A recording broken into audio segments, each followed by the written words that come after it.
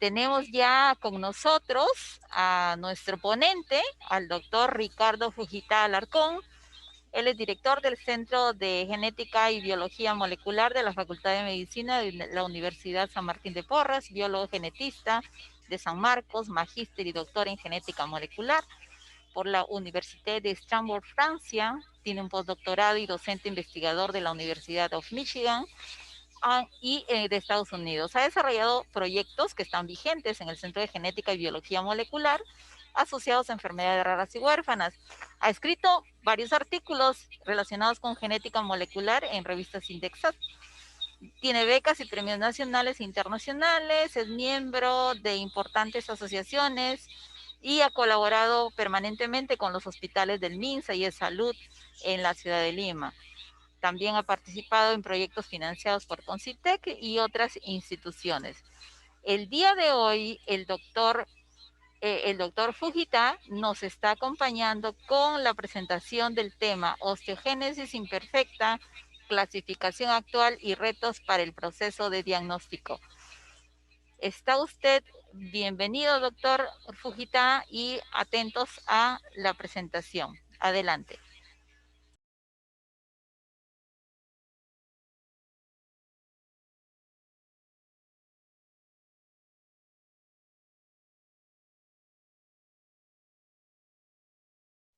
¿Me escuchan ahí? Se le escucha, doctor, muy bien. Ya, ok.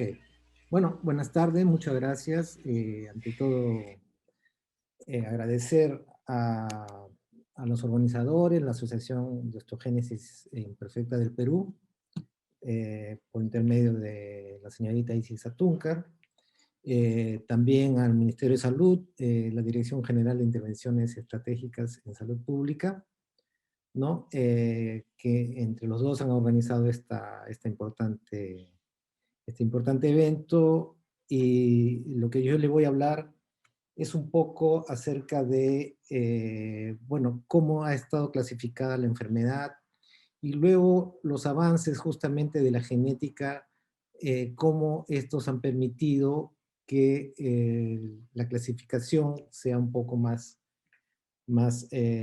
correcta, más exacta, y también conociendo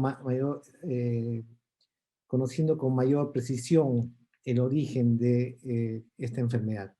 Esta osteogénesis imperfecta en realidad no es una sola enfermedad, es un grupo de enfermedades que se caracterizan por tener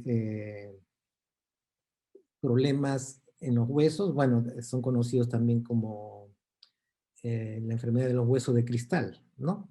Básicamente por la eh, frecuencia de fracturas que ocurre en estas personas, ¿no? Es una enfermedad que ataca al tejido conectivo, específicamente en los huesos, muy parecida en la parte molecular a otras enfermedades que tienen que ver con el tejido conectivo. Por ejemplo, ustedes han escuchado de la enfermedad de Marfan, que está asociado con algunos tipos de colágenos y otros tipos de proteínas que tienen que ver con los tendones, por ejemplo, la formación de diferentes órganos, y también hay una enfermedad que se llama Ehlers-Danlos, que tiene que ver con la elasticidad de la piel.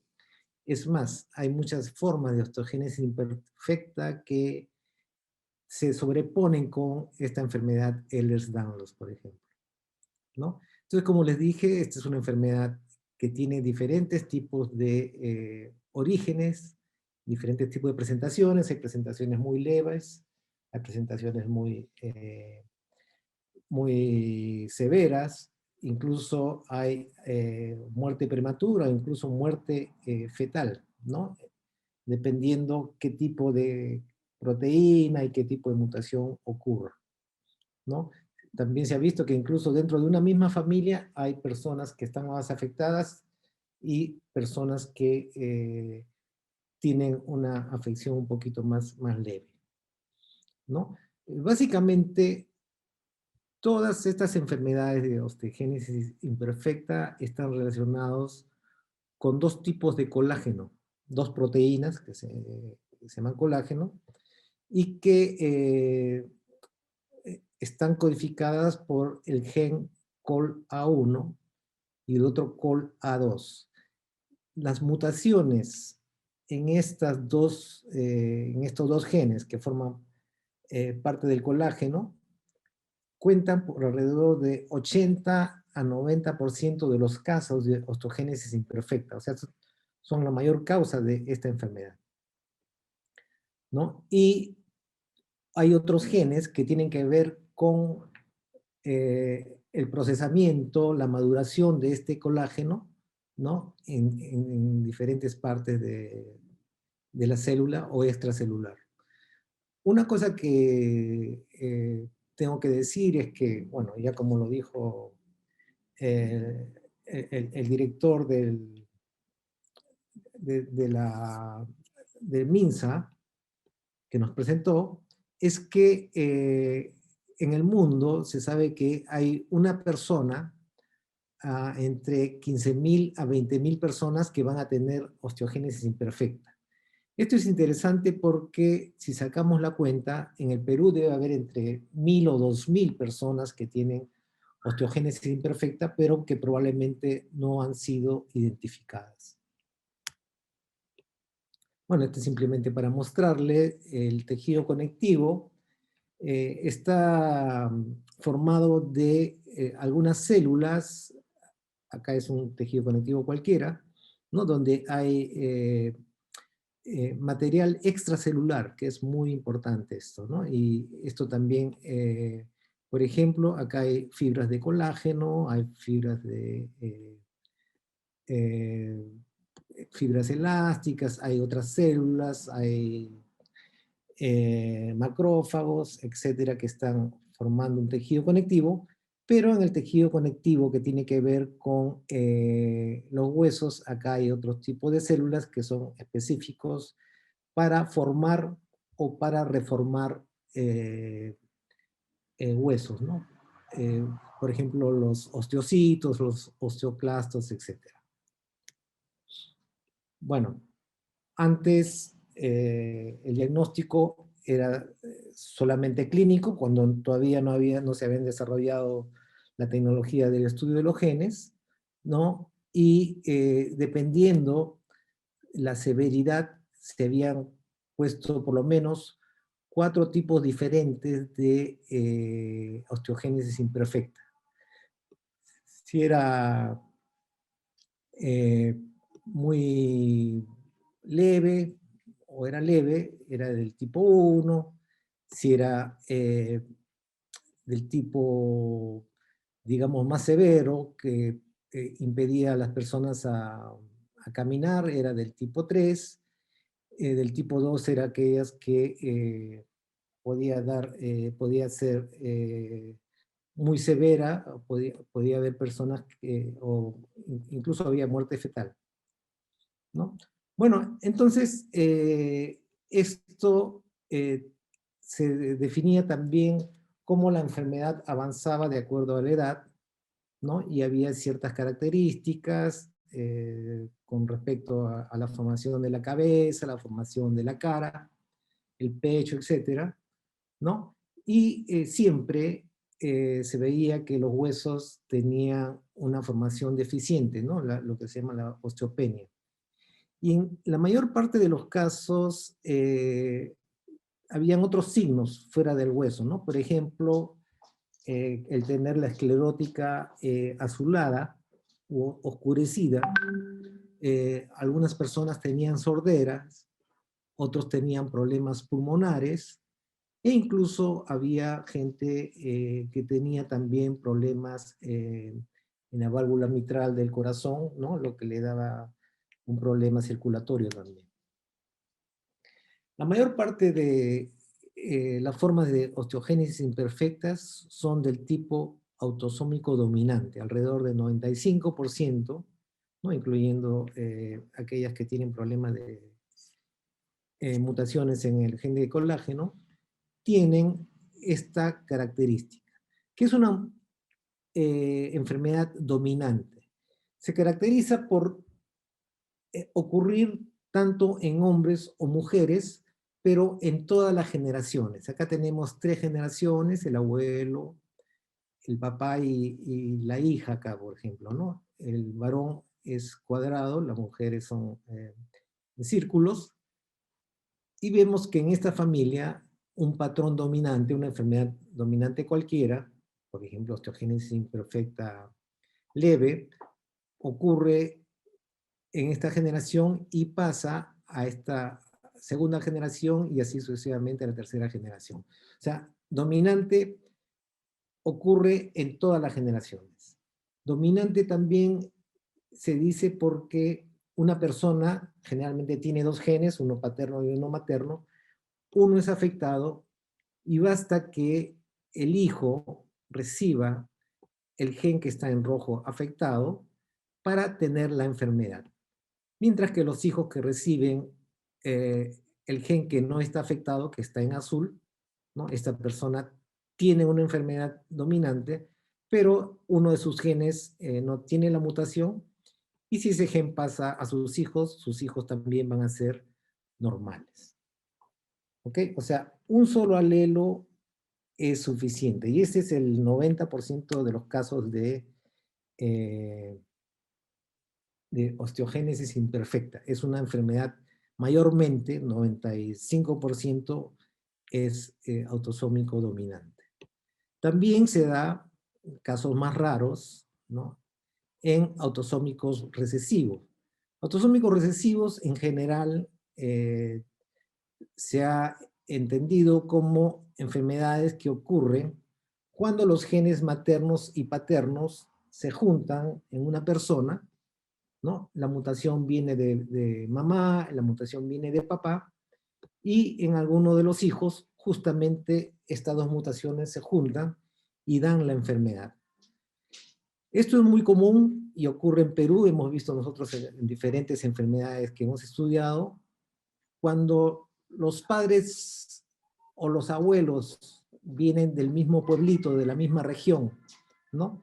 Incluso hay familias que pueden tener 4, 5, 6 generaciones anteriores y no, la gente no sabe que son primos lejanos y ocurren estas enfermedades recesivas, ¿no? Que puede ocurrir en este caso cuando la misma mutación se junta en un individuo después de varias generaciones, o también ocurre cuando hay dos mutaciones distintas del mismo gen y que por mala suerte se encuentran en el mismo individuo y producen esta enfermedad recesiva.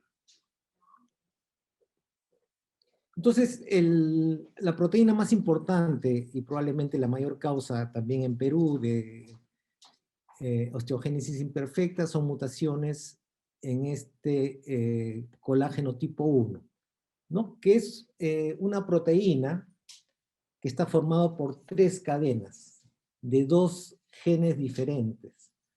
Uno que se llama el gen COL-A1A1 o la cadena alfa del colágeno, ¿no? Y una el producto de este gen que se llama COL-A1A2. Este es A1, este es A2, este le llaman la cadena alfa y a este le llaman la cadena beta.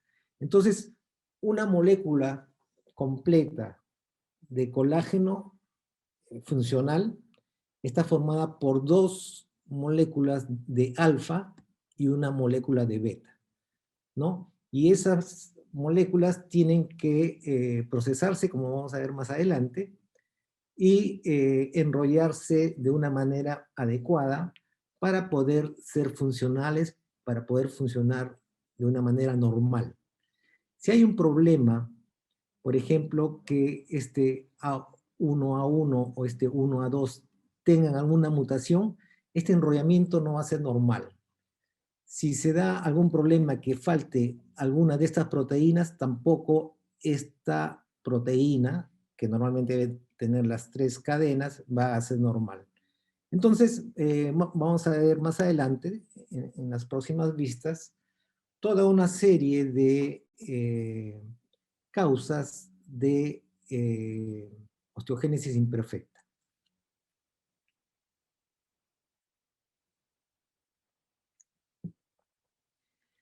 Como les dije, el 90%, 85% de las osteogénesis imperfectas están causadas por mutaciones en estos dos genes que forman la molécula del colágeno, ¿no? Es el colágeno 1A1 que forma la cadena alfa y el colágeno 1A2 que forma la cadena beta. Entonces, lo normal es que estos dos alfa se junten con un beta, que ustedes lo ven acá. Esta es la molécula normal. Lo que puede pasar, ustedes ven acá unas moléculas que dicen X, Y y G. G es, imagínense una proteína, es como un collar de perlas, ¿no? Y G es el aminoácido glicina, que normalmente está en estas moléculas, es la perla más chiquita que existe dentro de esta proteína, de este segmento de proteína. Si esta perla es más grande, va a haber una distorsión en este collar. Entonces, se necesita que las G normalmente mantengan esa posición. Si en vez de una G se pone un aminoácido que es mucho más grande que este, va a haber una distorsión, ¿no? Entonces ya no se va a poder asociar de una manera normal, el colágeno normal, ¿no? De dos alfa y un beta, sino que ya uno de los alfa, acuérdense que es una enfermedad dominante, está mutado y ven que es diferente a esta proteína de la izquierda, ¿no? Ya, acá ya tenemos un colágeno que es anormal y eso va a producir a través de la vida celular de los osteocitos la baja producción de huesos y va a dar la osteogénesis imperfecta. ¿Ok? Entonces, mutaciones en estos dos genes cuentan entre 85 a 90% de las mutaciones, ¿no? Como les dije, las glicinas son unas perlas chiquitas que son necesarias para que haya ese enrollamiento normal. Si estas perlas son cambiadas por otras más grandes, hay una distorsión, ¿no? O si tienen una polaridad diferente, va a haber una distorsión, ¿no?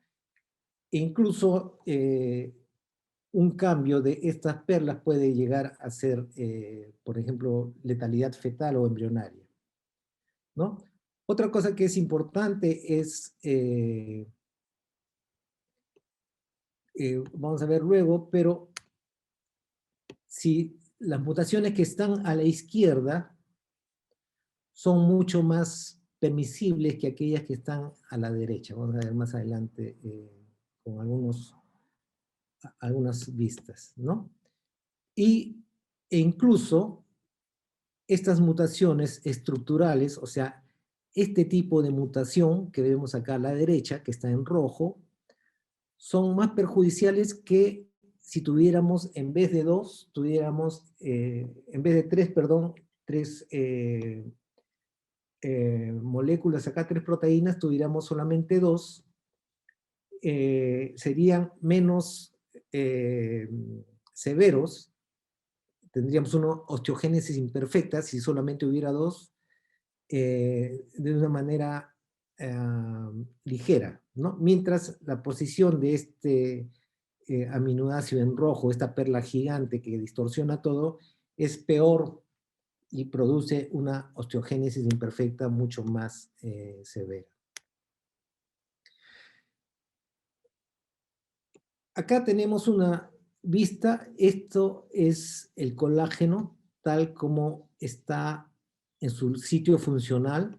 Este colágeno funciona fuera de la célula que la produce. Pero para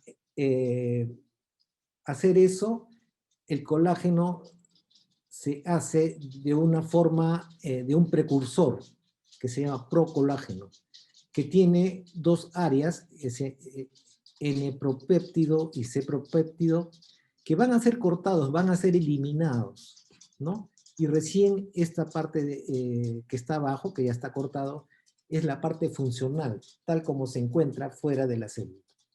Entonces, si existe algún tipo de mutación, de cambio en esta zona donde se debe cortar el colágeno, se va a ocurrir algún tipo de enfermedad. Generalmente puede dar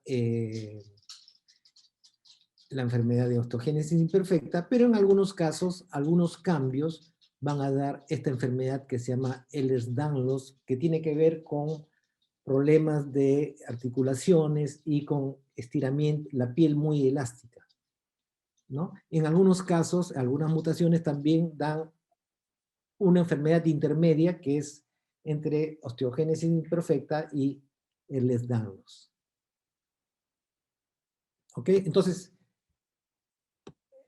la proteína en las células se hace de una manera incompleta, con precursores, que luego estos son cortados para madurar. Y lo que vemos abajo es la proteína madura, si ustedes quieren. ¿Ok? Si esta proteína no es cortada, si sale esta proteína de la célula de esta forma, va a producir algún tipo de osteogénesis imperfecta, puede ser leve, puede ser madura, dependiendo cuáles de ellas es cortada o no es cortada, ¿no? Generalmente, si esta parte no es cortada, es más letal que a la derecha, que si la parte izquierda no es cortada. Otra cosa que es interesante que tenemos que saber es que estas moléculas, las dos alfa y una beta, están enrolladas de tal manera que hay un proceso secuencial, ¿no? Y está ayudado por diferentes proteínas para poder enrollar de manera correcta. Si estas moléculas que ayudan a este enrollamiento correcto están mutados, o sea, no funcionan por mutación, entonces también se va a producir osteogénesis imperfecta, ¿no? Dependiendo cuán afectados estén estas proteínas, va a ser más o menos severa, como vamos a ver más adelante. Igualmente, como les expliqué anteriormente, esta proteína, que es el procolágeno, dentro de la célula, y este es se cortan las puntas, acuérdense, ¿no? Y vamos a tener acá el colágeno ya fuera de la célula, ¿no? Este es el proceso normal.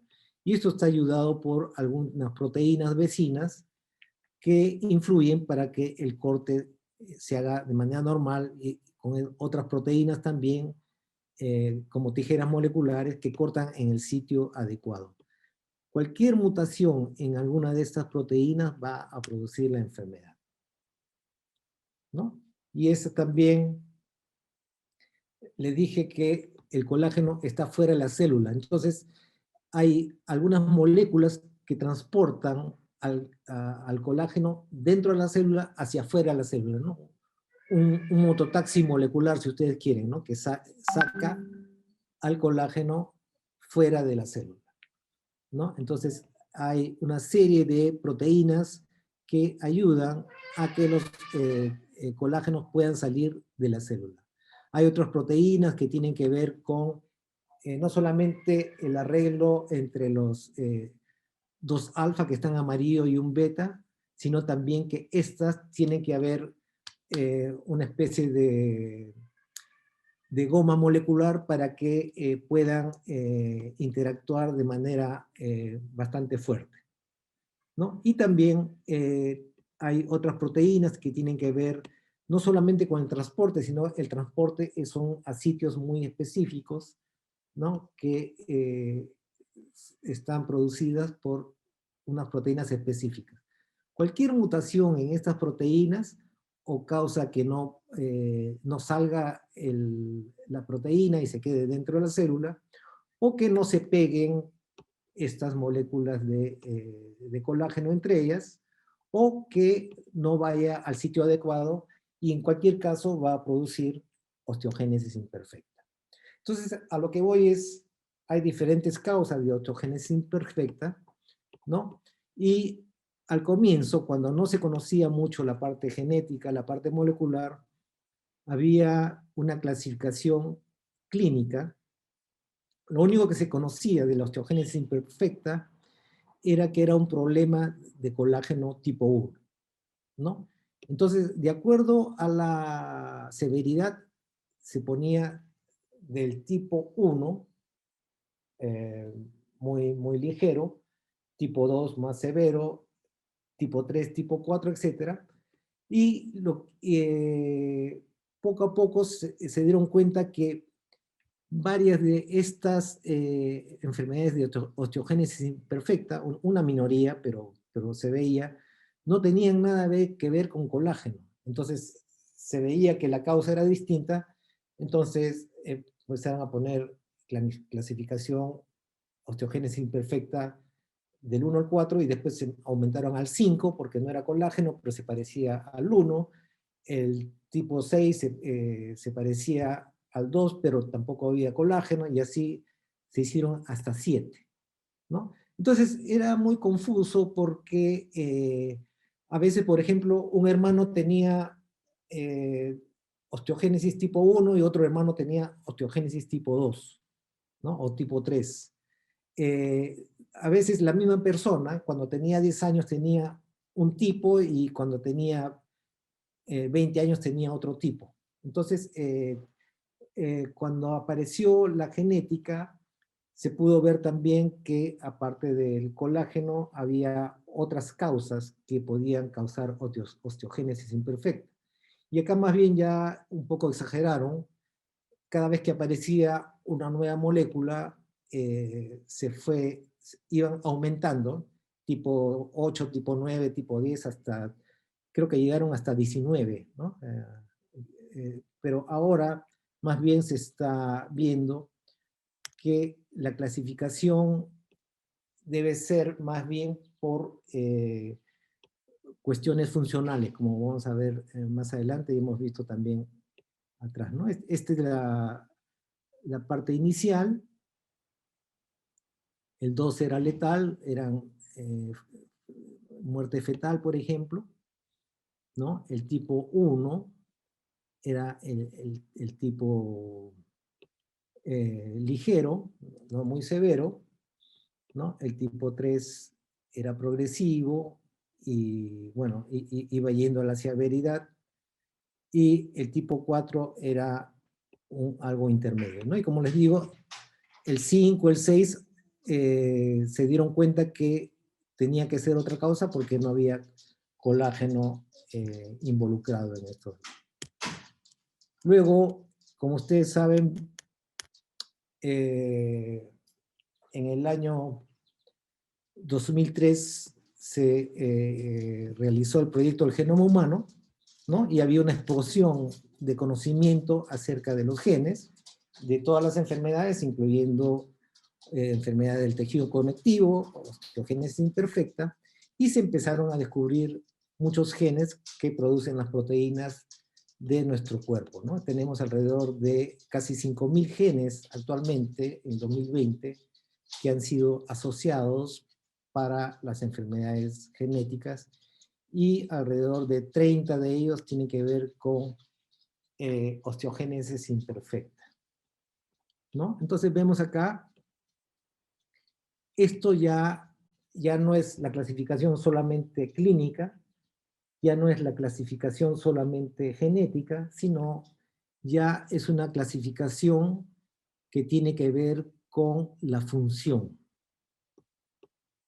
Del tipo 1, 2, 3 y 4 son genes, son enfermedades que tienen que ver con mutaciones en los dos componentes del colágeno tipo 1, o sea, del gen COL1A1 y del gen COL1A2, ¿no? Que forman respectivamente la fibra alfa y la fibra beta del colágeno tipo 1. ¿Ok? el tipo 5 se ha visto que, y el tipo 6 son unos genes que tienen que ver con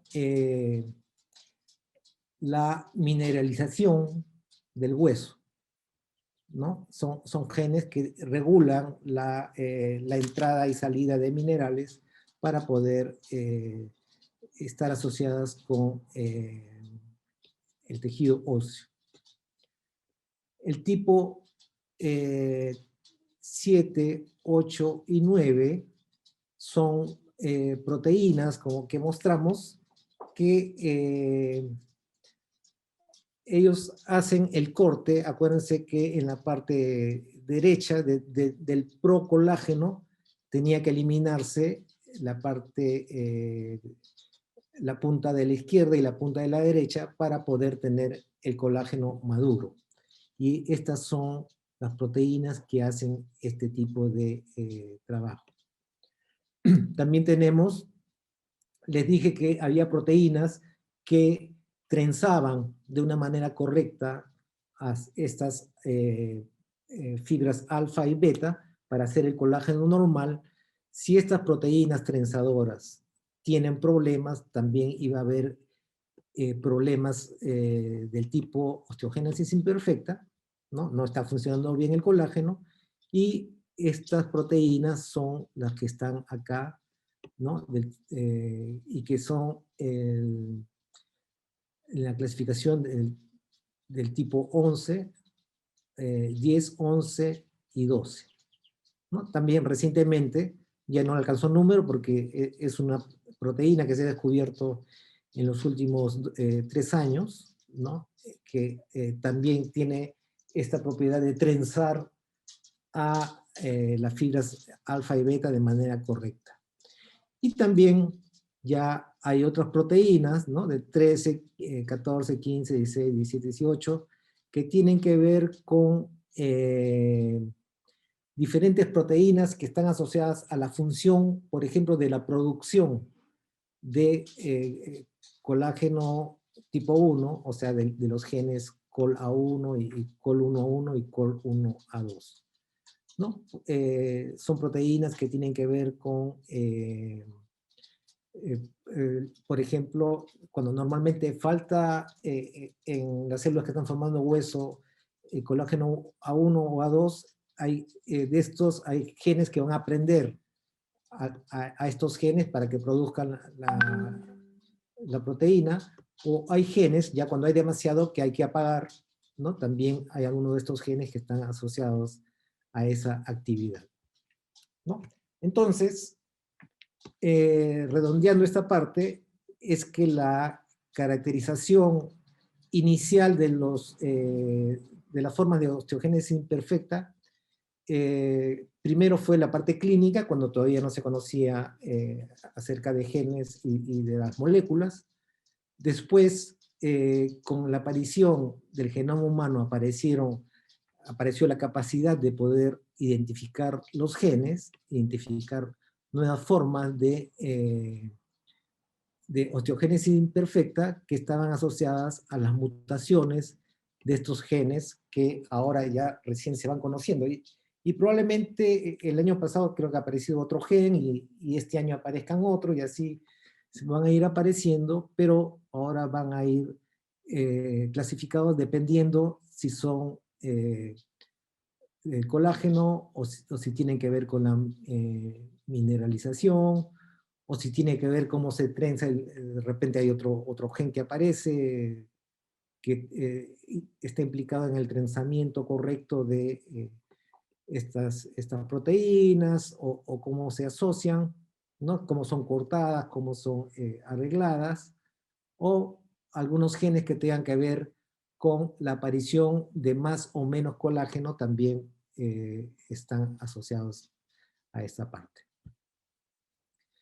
Bueno, otra cosa que quiero hacer notar es que estos estudios en general de genética y de clínica también, y de muchas enfermedades, está centrada en poblaciones de origen europeo, incluyendo Estados Unidos, Australia, ¿no? afroamericano, porque en Estados Unidos hay mucha población afroamericana, y también en población ahora asiática, que están dando muchos estudios, pero el 80% de las poblaciones del mundo no tienen estudios de clínica, para comenzar, y de genética y biología molecular tampoco tienen muchos estudios, ¿no? Entonces, como digo, el 80% de la población eh, mundial no está muy estudiada. Y bueno, el Perú, nosotros hemos descubierto que tenemos un componente autóctono, nativo, prehispánico, si ustedes quieren, bastante grande. En nuestro genoma, en Perú, si nos juntamos todos los genomas de todos los peruanos, el 70% de nuestro genoma es de origen nativo, sea nativo de la costa, sea andino o sea amazónico. ¿Ok? Entonces, también tenemos una parte 15, 10%, dependiendo de nuestros orígenes, de europeo, también tenemos de africano, ¿no? Y bueno, como mi caso, hay muchas personas que tienen origen asiático, ¿no?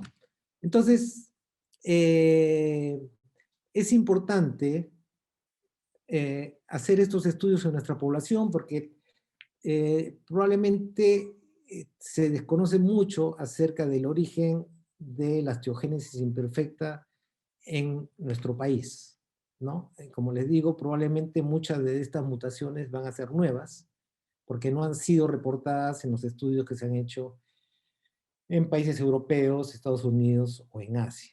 Entonces, nos queda también como tarea poder hacer este tipo de estudios. ¿Y esto por qué es importante? Porque, como vamos a ver luego, identificar a un gen que produce una enfermedad genética, uno que le da partida de nacimiento a nuestra enfermedad.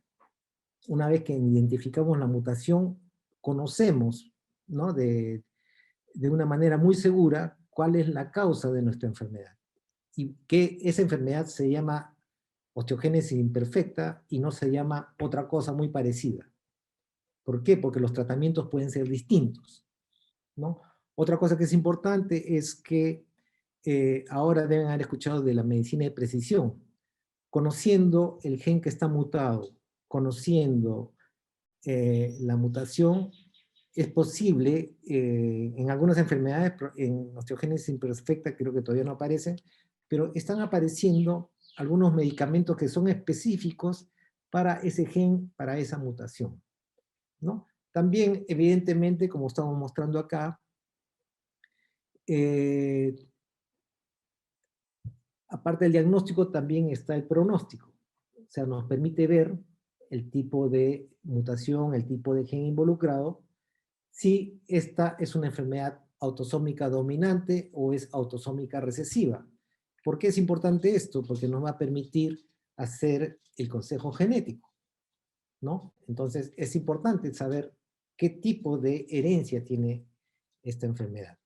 Y también, por supuesto, como les dije, alrededor del 90 y 95% de los casos de osteogénesis imperfecta es de forma dominante. Muchas de las personas que son o padres de personas que tienen osteogénesis imperfecta o personas afectadas con osteogénesis imperfecta, algunos van a formar familias y van a querer conocer también la probabilidad de tener hijos afectados y hijos sanos también, evidentemente. En el caso de padres de algún tipo de osteogénesis imperfecta, por ejemplo recesiva, también conocer el bagaje genético de ellos nos va a permitir predecir la aparición o no, por ejemplo, de una enfermedad recesiva, ¿no?